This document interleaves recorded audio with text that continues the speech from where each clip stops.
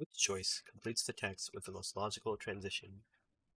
In retrospect, one of the lessons of the 2003 Human Genome Project is that a gene is affected by many factors, not the least of which is its interactions with the protein product of other genes. Blank, rather than just focusing on the human genome, efforts to better understand gene mutations related to disease have begun to consider the human proteome, the complete set of proteins expressed by human genes.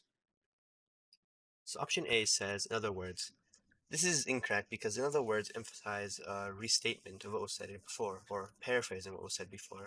But this is not the case because this first sentence describes a lesson of the Human Genome Project, and then the second sentence emphasizes the result of that lesson. So in other words, wouldn't fit here. So A is incorrect. B, that said. This is incorrect because that said emphasizes that this information that was said previously qualifies what was said now in the second sentence, but this is not the case because what was said previously doesn't qualify what happens in the second sentence. Second sentence is more of a consequence or a result of what was occurring in the first sentence. So B is incorrect. C, for example.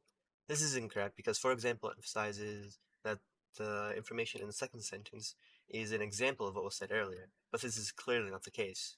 So C is incorrect here. D, accordingly.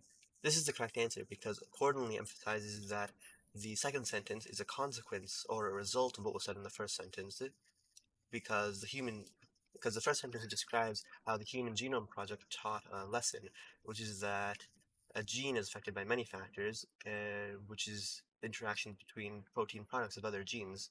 So then, because of that, the rather than just focusing on human genome, there are efforts to understand gene mutations and considering the human proteome, the complete set of proteins expressed by human genes. So this shows that the second sentence is a consequence or a result of what was said in the first sentence.